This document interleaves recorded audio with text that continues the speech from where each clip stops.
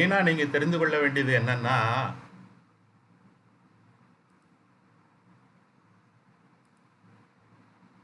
நம்ம ஏற்கனவே நடத்தினோம் பாருங்க, growth ஆஃப் கரண்ட். எல்ஆர் சர்க்கியூட்டில் growth ஆஃப் கரண்ட் நடத்தணும். அதே மாதிரி கெப்பாசிட்டன்ஸும் ரெசிஸ்டன்ஸும் உள்ள சர்க்கியூட்டில் growth ஆஃப் சார்ஜ் என்ன நடத்திருக்கிறோம். ஸோ அந்த டெரைவேஷன் இருக்குது பாருங்க, அதே சேம் டெரைவேஷன் தான் இங்கேயும் நம்ம பண்ணுறோம். ஆனால் எழுத்துக்கள் மட்டும் வித்தியாசமாக இருக்கும். கரண்ட் இருக்கிற இடத்துல சார்ஜ், இண்டக்டன்ஸ்லாம் மாறி வரும், கெப்பாசிட்டன்ஸு. ஸோ அந்த வேல்யூ மட்டும் மாறுவதனால இது கொஞ்சம் வித்தியாசமாக தெரியும். ஆனால் அதே மேத்தமெட்டிக்கலாக அது வந்து சேம் தான். ஆனால் ஃபிசிக்ஸ் சைடில் பார்க்குறப்ப வெவ்வேறு வேரியபிள்ஸும் வந்திருக்கும். ஸோ நீங்கள் வந்து என்ன ப்ராக்டிஸ் பண்ணணும் அப்படின்னா, மெயினாக நான் சொல்கிறது மனப்பழக்கம்னா என்ன அப்படின்னா, என்ன ப்ராக்டிஸ் பண்ணணும்னா, எல்ஆர் சர்க்கியூட்டை நீ பார்த்து படிச்சுட்டு அதே மாதிரி சிஆர் சர்க்கியூட்டில் குரோத்து இதுக்கு நீயா டெரைவ் பண்ணணும். அதே மாதிரி எல்ஆர் சர்க்கியூட்டில் டிகே ஆகுதுக்கு பார்த்துட்டு அதே இது சிஆர் சர்க்கியூட்டில் டிகேவுக்கு நீ பழகணும், நீயா செய்யணும். ஸோ இதை தான் நான் சொல்ல வரேன். ஸோ முதல்ல நான் உங்களுக்கு என்ன கொடுத்தேன்னா, எல்ஆர் சர்க்கியூட்டில் வந்து டைம் கான்ஸ்டன்ட் வந்து எப்படி குரோ ஆகிறப்ப எப்படி இருக்குது, அதே மாதிரி கம்மியாக இருக்கப்ப எப்படி இருக்கும் அப்படின்னு டிஸ்கஸ் பண்ண சொன்னேன். இப்போ சரி, அது உங்களுக்கு கொஞ்சம் காம்ப்ளிகேட்டடாக கூட இருந்திருக்கலாம். இப்போ உங்களுக்கு ஈஸியாக இருக்கும். நான் இதுக்கு வந்து ஒரு இதுக்கு நோட்ஸ் கொடுத்தோன்னு வச்சுக்கோங்களேன். சிஆர் சர்க்கியூட்டுக்கு நோட்ஸ் கொடுத்தோம்னா எல்ஆர் சர்க்கியூட்டு உன்னால் எழுத முடியும், அல்லது எல்ஆர் சர்க்கியூட்டு உன்னால் உனக்கு நான் கொடுத்தேன்னா சிஆர் சர்க்கியூட் எழுத முடியும். ஸோ இந்த மெயினாக உள்ள இந்த ஐடியாவை நீங்கள் பார்த்துக்கோங்க. என்ன சொல்லித்தரேன் உங்களுக்குன்னா, காப்பி அடிக்க தான் சொல்லித்தரேன். காப்பி அடிச்சதை திருத்தி காப்பி அடிக்க சொல்கிறேன். பக்கத்தில் உள்ள பையனை பார்த்து காப்பி அடிக்க சொல்லலை. ஏற்கனவே உள்ள நோட்ஸை அப்படியே பார்த்து எழுத்துக்களை மாற்றி மாற்றி எழுத போகிறோம், அவ்வளோதான், வேற ஒன்றும் இல்லை. போனதில் எப்படின்னா, அவர் மிஷன் வந்து டு ஃபைண்ட் சார்ஜ் அட், போனதில் எப்படின்னா to find current at it any டைம்னு சொன்னோம் எல்லாரும் சர்க்கியூட்டில். இதில் வந்து to find charge at any time. இதுதான் இதில் உள்ள சர்க்கியூட்டு. கெப்பாசிட்டன்ஸு, ஒரு ரெசிஸ்டன்ஸு, ஒரு பேட்ரி, ஒரு கீ, இது எல்லாமே சீரீஸாக இணைக்கப்பட்டிருக்குது. இந்த கீயை அமுத்தினோம்னா சார்ஜ், இதிலிருந்து சார்ஜ் ஃப்ளோ ஆகுது. இது இந்த கெப்பாசிட்டியில் ஸ்டோர் ஆகிட்டே வருது. இந்த கெப்பாசிட்டியில் அப்படி இங்கேருந்து போய் அப்படி ஸ்டோர் ஆகிட்டே வருது. மேக்ஸிமம் ஒரு சார்ஜ் ஆன உடனே கான்ஸ்டண்ட்டாக ஆகிடுது. ஸோ சார்ஜ் ஆனது 0லேருந்து மேக்ஸிமம் ஸ்டெடி வேல்யூ Q0ங்கிறத அடையுது கொஞ்ச நேரத்தில். அதுக்கப்புறம் அது கான்ஸ்டண்ட்டாக இருக்குது. ஸோ இதுக்கு உள்ள டிஃபரன்ஷியல் ஈக்குவேஷன் என்ன, அதை எப்படி இனிஷியல் கண்டிஷனை வச்சு சால்வ் பண்ணுறது அப்படிங்கிறது பார்க்க இருக்கிறோம். ஸோ இதுக்கு அக்ராஸாக உள்ள வோல்டேஜ் வந்து RI. இது ஏற்கனவே முதல் நாளில் இருந்து நம்ம நடத்திட்டு இருக்கிறோம். இது ஓம்ஸ்ல. இதுக்கு அக்ராஸாக உள்ள வோல்டேஜ் வந்து RI. Q/Cங்கிறது இந்த கெப்பாசிட்டருக்கு இடையே உள்ள வோல்டேஜ். இதுக்கு காரணகர்த்தா இந்த EMF of the battery. So RI + Q/Cங்கிறது E. இப்போ இங்கே என்ன இருக்குது அப்படின்னா, இங்கே இதுக்குள்ளார ஐக்கே வந்து ஒரு டயத்தில் நம்ம எழுதணும். ஐயோ கியூஓ இன் டேர்ம்ஸ் ஆஃப் டயத்தில் at any particular time charge என்னன்னு நம்ம கண்டுபிடிக்கணும். இங்கே ஐஇ ஒரு வேரியபிள், கியூ ஒரு வேரியபிள் இருக்கு. They are related. I equal to dQ/dt. ஐங்கிறது வந்து கரண்ட்டுங்கிறது rate of change of charge அல்லது ஃப்ளோ ஆஃப் த சார்ஜ். ஆக ஐ ஈக்குவல் டு dQ/dtன்னு இதில் சப்ஸ்டியூட் பண்ணோம் அப்படின்னா நம்மளுக்கு வந்து ஒரே வேரியபிள் ஆகிடும். இங்கே ஐ மட்டும் தான் வேரியபிளாக தெரியுது. ஆக்சுவலாக இங்கே கியூ வேரியபிளாக இருக்குது. ரெண்டு டிஃப்ரெண்ட் வேரியபிளாக இல்லாமல் இது ஆர்டினரி டிஃபரன்ஷியல் ஈக்குவேஷனாக மாற்றுவதற்காக ஐ ஈக்குவல் டு dQ/dtங்கிறத சப்ஸ்டியூட் பண்ணோம்னா எப்படி வந்துடுது. So R dQ/dt + Q/C equal to ஈன்னு இருக்குது. இது ஈக்குவேஷன் நம்பர் 1. ஸோ இது வந்து ஃபர்ஸ்ட் ஆர்டர் டிஃபரன்ஷியல் ஈக்குவேஷன். இங்கே வந்து கான்ஸ்டன்ட் கோஎஃபிஷியன்ட்ஸ் இருக்குது. சார்ஜை பொறுத்தவரையில் இது வந்து ஒரு ஃபர்ஸ்ட் ஆர்டர் டிஃபரன்ஷியல் ஈக்குவேஷன். இப்போ இதில் when the key is pressed, ஏற்கனவே சொன்னதுதான், கீயை அமுத்துறப்ப the charge in the capacitor grows and increases a maximum steady value Q0. So இதை அமுத்திக்கிட்டே இருக்கிறப்ப முதல்ல சார்ஜ் வந்து 0வாக தான் இருக்கும். கொஞ்சம் கொஞ்சமாக சார்ஜ் ஏறிக்கிட்டே போய் மேக்ஸிமம் சார்ஜ் Q0ன்னு ஆகிடுது, கான்ஸ்டண்ட்டாக ஆகிடுது. ஸோ கான்ஸ்டண்ட்டாக சார்ஜ் வந்த உடனே இது 0ன்னு ஆகிடும். ஏன்னா Qங்கிறது கான்ஸ்டன்ட் ஆகிடுச்சு. ஸோ dQ/dtயை டிஃபரன்ஷியேட் பண்ணால் அப்போ Q வந்து Q0 இருக்கிறப்ப இது வந்து கான்ஸ்டண்ட்டாக டிஃபரன்ஷியேட் பண்ணால் 0. இங்கே வந்து q பை சிக்கு போல மேக்ஸிமமாக இருக்கிற சார்ஜ் வந்து q0 by C is equal to E. இது அந்த மேக்ஸிமம் வேல்யூ அடையிறப்ப இந்த ஈக்குவேஷனுடைய ஈக்குவேஷன். ஸோ இது வந்து ஒரு special case of this equation. when the charge is q0 the is like this. ஓகேங்களா? இப்போ இந்த ஈங்கிறதுக்கு பதிலாக நம்ம வந்து q0 பை சின்னு போடுறோம். ஏற்கனவே பார்த்த மாதிரி தான் உங்களுக்கு இருக்கும். இதே பார்த்தது தான், புதுசாக நடத்தலை, பார்த்தது தான், எழுத்துக்களை மட்டும் வித்தியாசமாக நடத்துகிறோம். ஏதோ ஒரு படம் வந்து நீ பார்த்துருக்குற, ஒரு ஹிந்தி பிக்சர் பார்த்துருக்குற, அதில் ரஜினிகாந்த் நடிச்சிருக்காரு, அதே இதை தமிழில் வந்து டப்பிங் பண்ணுறோன்னு வச்சுக்கோ, கொஞ்சம் வார்த்தைகள் தான் மாற்றவே இருக்கும், மற்ற கதையெல்லாம் சேம் தான். இப்போ இதை ஈக்கு வந்து இந்த ஃபர்ஸ்ட் ஈக்குவேஷனில் ஈக்கு இந்த வேல்யூ எடுத்து போடுறோம்.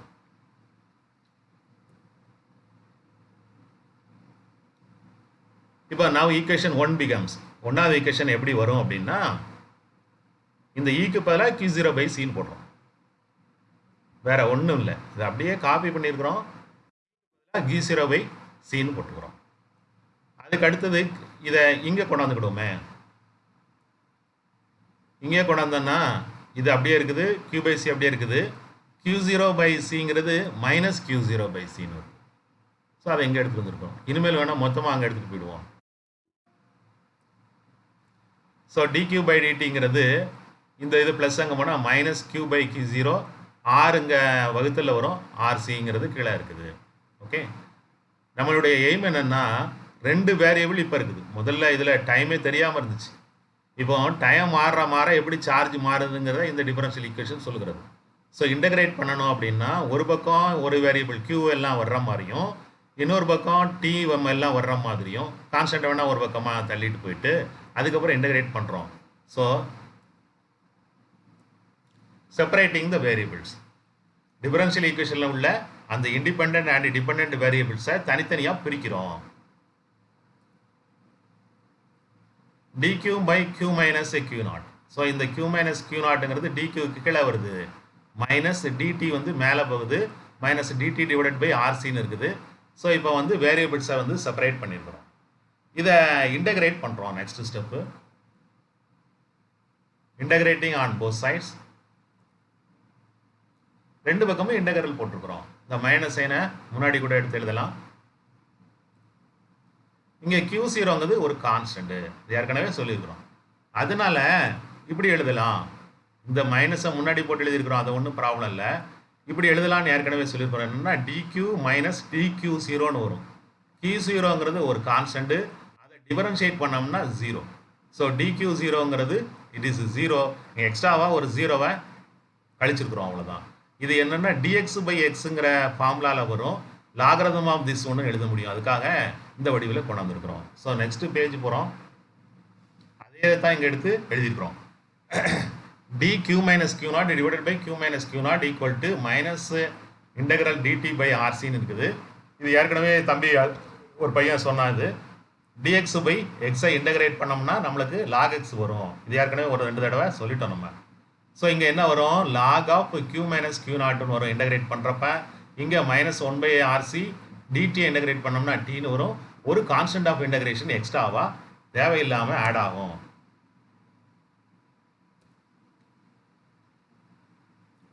So logarithm of q minus q0 equal to minus dt integrate பண்ணுறப்ப டி, ஆர்சி கான்ஸ்டன்ட்னால வெளியே எடுத்துக்கிறோம் RC plus constant of integration.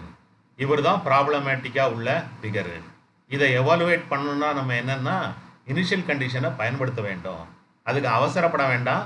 லாகரிதத்தை இங்கே கொண்டு போய் எடுத்து வச்சுக்கிட்டு அதுக்கப்புறம் q0 அங்கே கொண்டு போய் வச்சுக்கிட்டு அதுக்கப்புறம் இனிஷியல் கண்டிஷனை போட்டோம்னா கொஞ்சம் சிம்பிளாக இருக்கும்.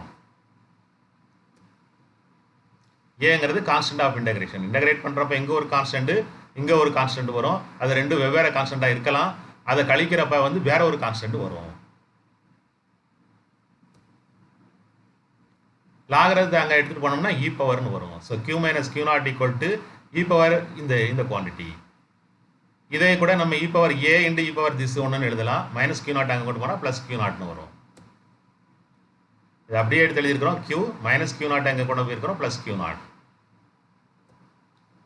ஸோ அப்போ சொன்ன மாதிரி இ பவர் ஏயை தனியாக எடுத்து முன்னாடி எழுதியிருக்கோம். இ பவர் மைனஸ் டி, இது x power m plus x power n, x power m plus என்னன்னா x power m into x power n அந்த ஃபார்முலாவை இங்கே யூஸ் பண்ணியிருக்கிறோம். So e power minus t by RC into e power a plus Q not equal to இது வந்து equation number 2ன்னு வச்சுருக்கிறோம். So charge in terms of time and other known quantities Q0 கூட ஏற்கனவே தெரியும். இதை வச்சுக்கிட்டு அந்த சார்ஜ் ஆனால் அந்த ரெடியூஸாக இருக்கக்கூடிய இ பவர் ஏங்கிறது என்னன்னு கண்டுபிடிக்கணும். அதுக்கு இனிஷியல் கண்டிஷனை நம்ம பயன்படுத்தணும். Using the initial condition when t equal to 0 q equal to 0 நம்ம சுவிட்சை அமுத்துறப்ப தான் சார்ஜே ஏறுது. அப்போ அதுக்கு முன்னாடி கெப்பாசிட்டியில் சார்ஜ் ஏற்கனவே இல்லை. நம்ம அப்போ தான் சுவிட்சை ஆன் பண்ணுறோம். So when t equal to 0 q equal to 0 so இங்கே ஒரு 0 இங்கே ஒரு 0 போடுறப்ப இ பவர் 0 ஒன்றுன்னு ஆகிடும். இங்கே 0 equal to e power a plus q நாட்னு வரும். ஸோ இ பவர் ஏங்கிறது மைனஸ் கியூ நாட்னு கண்டுபிடித்து விடலாம். ஸோ இதில் என்ன செய்கிறோம், கியூ இருக்கிற இடத்துல 0ன்னு போட்டிருக்கிறோம், டி இருக்கிற இடத்துல 0ன்னு போட்டுருவோம். அவ்வளோதான். அடுத்த ஸ்டெப். ஸோ இதிலேருந்து இது இ பவர் 0ங்கிறது 1ன்னு ஆகிட்டு 0 equal to e power a plus q நாட்னு இருக்கும். இந்த கியூ நாட் அந்த சைடில் எடுத்துகிட்டு போனோம்னா இ பவர் ஏங்கிறது minus q naught. So e power ஏங்கிறது என்னன்னு கண்டுபிடிச்சாச்சு. அதுதான் ப்ராப்ளமேட்டிக்காக உள்ளது. அதை கண்டுபிடிச்சிட்டோம்னா அதை எடுத்து இங்கே கொண்டாந்து போட்டோம்னா நம்ம வேண்டியது நம்மளுடைய விருப்பம் என்னென்னா charge in terms of time and other quantities வேணும். எதுவுமே தெரியாத குவான்டிட்டிங்கிறது. ஸோ அதை நம்ம கொண்டாந்துடலாம். ரெண்டாவது ஈக்குவேஷனில் இதை சப்ஸ்டியூட் பண்ணுறோம். So q equal to e power ஏங்கிறது என்னென்னா மைனஸ் கியூ நாட். இதை எடுத்து இங்கே சப்ஸ்டியூட் பண்ணியிருக்கிறோம். அவ்வளோதான். இ பவர் ஏங்கிறது மைனஸ் கியூ நாட் இருக்குதா, அதை எடுத்து இங்கே சப்ஸ்டியூட் பண்ணியிருக்கிறோம். Minus q naught e power minus t by RC plus Q naught. இப்போ கியூ நாட்டை வேணால் காமன் எடுத்துக்கிடுவோம். So q equal to q நாட்டை காமன் எடுக்கிறப்ப இதுக்கு ஒரு 1 வரும். மைனஸ் இது வந்து minus e power minus t by ஆர்சின்னு வரும். இதுதான் வந்து charge of the capacitor at a time t when the charge grows.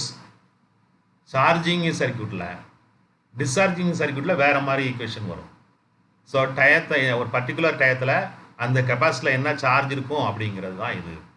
ரொம்ப டைம் ஆயிடுச்சு 0 போட்டு போகிறா நீ. இப்போ ஒரு 0ன்னு போட்டால் என்ன வரும், 1ன்னு ஆகும். 1 மைனஸ் 1 0ன்னு ஆகிடும். ஸோ என்ன சொல்லுகிறதுனா டி ஈக்குவல் டு 0ங்கிற இந்த டயத்தில் இல்லை அப்படிங்கிறத நம்ம சொன்னோமே, அதே தான் இந்த ஈக்குவேஷன் சொல்லுகிறது. ரொம்ப நேரம் ஆயிடுச்சுன்னு வச்சுக்கோங்க. இப்போ இன்ஃபினிட்டியாக ஏதோ சொல்கிறோம், ரொம்ப பெரிய நம்பர் டிங்கிறது ரொம்ப பெரிய நம்பர் ஆச்சு. செகண்டில் இருக்கிறது வந்து மினிட்டு ஹவர் ஆகிடுதுன்னா பெரிய நம்பர். அப்போ இ பவர் மைனஸ் இன்ஃபினிட்டின்னா 0ன்னு ஆகிடும். ஸோ இந்த டேர்ம் அங்கே இருக்காது. கியூ ஈக்குவல் டு கியூ நாட்னு வரும். அது என்னதான் சொல்லுதுன்னா டைம் ஜாஸ்தி ஆகிறப்ப என்ன ஆகும், சார்ஜ் வந்து கியூ நாட் ஆகும்னு சொல்லுகிறது. ஓகே, அதே மாதிரி எனி டயத்தில் வந்து சார்ஜ் என்ன ஆகும் அப்படிங்கிறது இந்த ஈக்குவேஷன் சொல்லுகிறது. இருக்கட்டும்.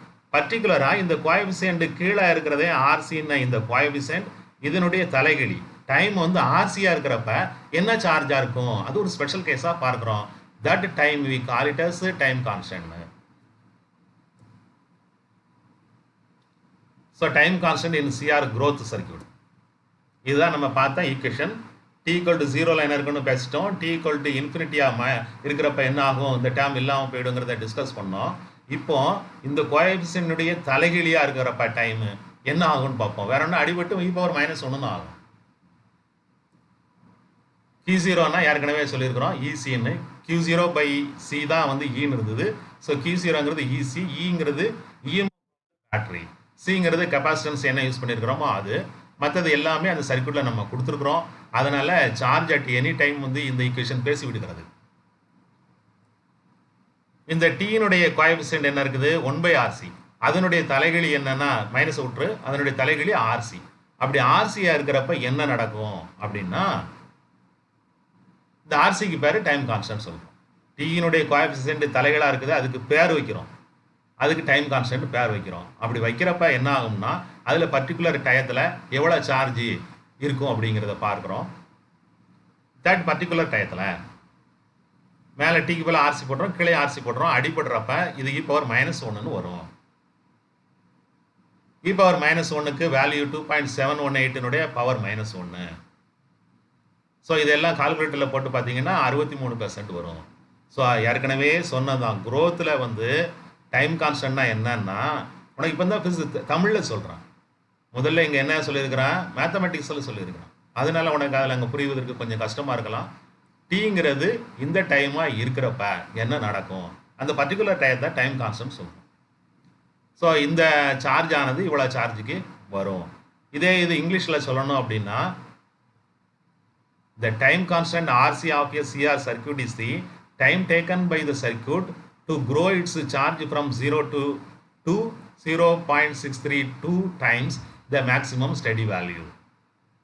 ஸோ டைம் கான்ஸ்டன்ட்னா என்ன சொல்லுகிறோம் அப்படின்னா, சார்ஜ் ஏறுறப்ப, கெப்பாசிட்டரும் ரெசிஸ்டன்ஸ் இருக்கிறப்ப ஏறுறப்ப சார்ஜ் ஆனது 0லேருந்து இந்த டைம் 0.632 டைம்ஸ் மேக்ஸிமம் வேல்யூ அடைவதற்கு, இவ்வளவு அடைவதற்கு என்ன நேரம் எடுத்துக்கொள்ளுமோ அந்த நேரத்துக்கு பேர் டைம் கான்ஸ்டன்ட் பேர். அந்த நேரம் தான் ஆர்சிங்கிறத ப்ரூவ் பண்ணியிருக்கிறோம். தமிழில் உனக்கு புரியணும் அப்படின்னா, ஒரு சிஆர் மின் சுற்றின் கால மாறிலி ஆர்சி என்பது அச்சுற்றின் மின்னூட்டம், கரண்டுக்கு மின் நோட்டம், சார்ஜுக்கு மின் நூட்டம், சுழியிலிருந்து 0.632 மடங்கு மீப்பெரும நிலையான மின்னூட்ட மதிப்பை பெறுவதற்கு எடுத்துக்கொண்ட காலமாகும்.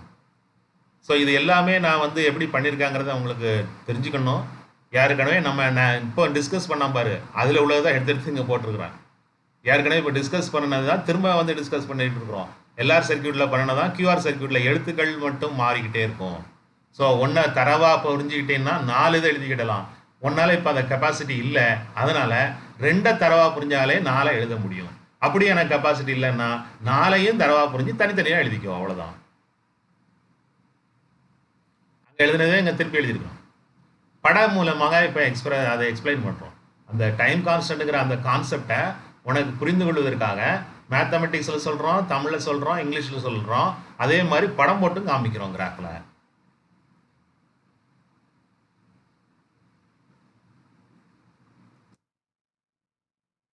ஒரு எக்ஸ் ஆக்சிஸில் ஒரு லைன் போட்டிருக்கிறோம், அது டைம் ஆக்சிஸு. ஒய் ஆக்சிஸில் இப்போ சார்ஜ் எடுத்துக்கிட்டோம். போன தடவை கரண்ட் இருந்தது, இப்போ இன் டேர்ம்ஸ் ஆஃப் சார்ஜில் போட்டுக்கிறோம். ஸோ சார்ஜ் எடுத்துக்கிட்டோம். மேக்ஸிமம் வேல்யூலேருந்து மினிமம் இப்போ வந்து சார்ஜ் பண்ணுறோம்னா 0லேருந்து மேக்ஸிமம் வேல்யூ அடையும்.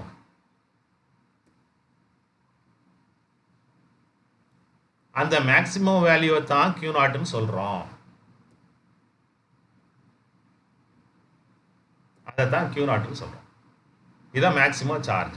Q0ன்னா என்ன ஃபிசிக்கல் மீனிங்னா, சார்ஜ் பண்ணுறப்ப மேக்ஸிமம் என்ன சார்ஜ் இருக்குமோ அது.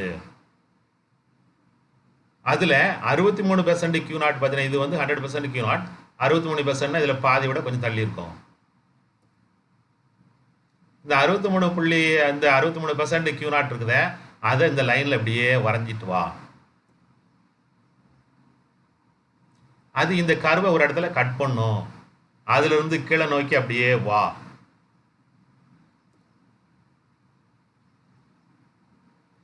இது எங்க இந்த டைம் ஆக்சிஸை வெட்டுதோ இந்த டைம் தான் டைம் கான்ஸ்டன்ட் சொல்றோம்.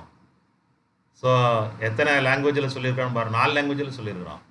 இன்னும் 2 லாங்குவேஜில் வேணாலும் நான் சொல்லுவேன், அது இன்னொரு நாள் வந்து சொல்கிறேன். அது உனக்கு வந்து சப்ஜெக்டை பற்றி பேசுகிற மாதிரி இருக்காது, வேறு இடத்துக்கு போயிடுவான். அதனால் இதை வந்து நான் முதல்ல சொன்னோம்ல, அந்த ஃபார்முலா படியும் நான் வருவேன், டைமென்ஷன் மூலமாகவும் நான் எக்ஸ்பிரஸ் பண்ணுவேன். அது வந்து இன்னொரு நாள் நான் டைம் பாஸ் பண்ணுறேன். இப்போதைக்கு இந்த மெயினாக இதையே பேசுவோம். ஸோ இதுதான் டைம் கான்ஸ்டன்ட். ஸோ இந்த படம் என்ன சொல்கிறதுன்னா, சார்ஜ் ஏறிக்கிட்டே போகிறப்ப ஒரு பர்டிகுலர் டயத்தில் சார்ஜ் ஆனது 0லேருந்து இவ்வளோ வேல்யூக்கு வரும். அந்த டயத்துக்கு பேர் அந்த சர்க்கியூட்டினுடைய டைம் கான்ஸ்டன்ட் பேர் 63.2% வரணும். அது வந்து இந்த சர்க்கியூட்டை பொறுத்தவரை டைம் கான்ஸ்டன்ட்டுக்கு ஆர்சி. ஸோ இது ஒரு சர்க்கியூட்டுக்கு போட்டாச்சு. இன்னொரு சர்க்கியூட்டுக்கு நம்ம பார்க்க இருக்கிறோம். இது வந்து லோ டைம் கான்ஸ்டன்ட் குறையா உள்ள ஒரு சர்க்கியூட்டு. டைம் கான்ஸ்டன்ட் அதிகமாக உள்ள ஒரு சர்க்கியூட்டுக்கு எப்படி இருக்கும் அப்படிங்கிறத படம் வரைய விரும்புகிறோம். ஸோ அதே தான் எழுதியிருக்கிறோம். இது டைம் கான்ஸ்டன்ட் கம்மியாக உள்ள ஒரு சர்க்கியூட்டு. இன்னொரு சர்க்கியூட்டு டிசைன் பண்ணுறோம். அதில் ஆர்சி வேல்யூ வேறு, இஎம்எஃப்பும் வேறு, ஆனால் Q0 வந்து சேமாக இருக்கிற மாதிரி டிசைன் பண்ணுறோம். அப்படி உள்ள அந்த சர்க்கியூட்டில் நம்ம போட்டோம்னா எங்கே இந்த கர்வு எப்படி இருக்கும் அப்படிங்கிறத கண்டுபிடிக்க விரும்புகிறோம். ஸோ ஆர்சி லோவாக உள்ளது இப்படி போச்சு, ஆர்சி ஹையாக உள்ளது எப்படி போகும்னா, ஆர்சி ஹைங்கிறது சம் அதர் பாயிண்ட். இந்த சர்க்கியூட்டினுடைய டைம் கான்ஸ்டன்ட். நம்ம இன்னும் புதுசாக ஒன்று போட போகிறோமே, அதனுடைய டைம் கான்ஸ்டன்ட் ஏதோ ஒரு இடத்துல இருக்க போகுது. ஆர்சி ஹையாக உள்ளது ஏதோ ஒரு பாயிண்ட் நம்ம எடுத்துக்கிட்டோம். அதுலேருந்து அப்படியே மேலே வரோம். இதுதான் இந்த 63% Q0 கட் பண்ணக்கூடிய லைன்.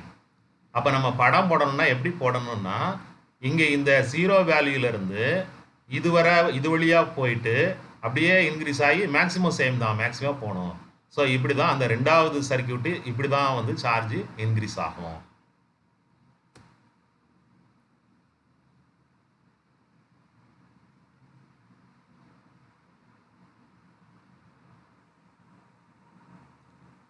ஸோ இப்போ இந்த சர்க்கியூட்டு உங்களுக்கு என்ன பேசுகிறதுனா, 2 சர்க்கியூட் எடுத்துக்கிடுவோங்க.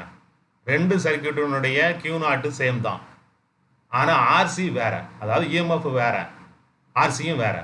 அப்படி உள்ள 2 சர்க்கியூட் எடுத்தோம்னா, லோவாக உள்ள சர்க்கியூட் ஆர்சி லோங்கிறது இந்த டைம் கிராஃபில் வருது. ஆர்சி ஹையாக உள்ளது. ஸோ இந்த கிராஃப் வந்து ஆர்சி ஹை உள்ளது, இந்த கிராஃப் வந்து ஆர்சி லோ உள்ளது. ஆர்சி லோ உள்ளதுன்னா என்னென்னா, அது குறையா நேரம் தான் பிடிக்கும். கான்ஸ்டன்ட் டைம் கான்ஸ்டன்ட்னா குறையா நேரம் தான் பிடிக்கும். எவ்வளோ அடைவதற்கு, இவ்வளோ அடைவதற்கு. இது இவ்வளோ நேரம் பிடிக்கும், இவ்வளவு அடைவதற்கு. வேற ஒன்றும் இல்லை. உங்களுக்கு ஈஸியாக இருந்தால் தம்பிக்கு இன்னும் நல்லா ஈஸியாக புரிய வைக்கிறேன். ஒரு தொட்டி இருக்குது. அந்த தொட்டியினுடைய டைம் கான்ஸ்டன்ட்னா என்னன்னா, அந்த தொட்டி முக்கால்வாசி நிரம்புறதுக்கு எவ்வளோ நேரம் ஆகும். ஒரு சின்ன தொட்டி இருக்குது, ஒரு பெரிய தொட்டி இருக்குது. சின்ன தொட்டியினுடைய டைம் கான்ஸ்டன்ட்னா என்னன்னா, அது முக்கால்வாசி 63% நிரம்புறதுக்கு எவ்வளோ நேரம் ஆகும். இன்னொரு பெரிய தொட்டி இருக்குது, 63% நிரம்புறதுக்கு எவ்வளோ நேரம் ஆகும். இதுதான் டைம் கான்ஸ்டன்ட். அது எதெல்லாம் பொறுத்து அமையும் அப்படின்னா, அந்த தொட்டியினுடைய நீளம், அகலம், தண்ணி பம்பு, தண்ணி கீழே என்ன டெப்த் இருக்குது, இதெல்லாம் பொறுத்து அமையும். அதைத்தான் நம்ம சர்க்கியூட்டில் இப்படி பேசியிருக்கிறோம். ஸோ டைம் கான்ஸ்டன்ட்டுங்கிறது அது வந்து எவ்வளோ நேரத்தில் இவ்வளோ வேல்யூ வருது அப்படிங்கிறத சொல்லுகிறது. இதுக்கு வந்து குறையா டைம் கான்ஸ்டன்ட் இருக்குன்னா என்ன அர்த்தம்? குறையா நேரத்திலே மேக்சிமம் அடையுது, இது அடையுது. அப்போ குறையா நேரத்திலே நிரம்பிடும். இது அதிக நேரத்தில் முக்கால்வாசி வந்துடுது, 63% அதிகமாக நேரத்தில்.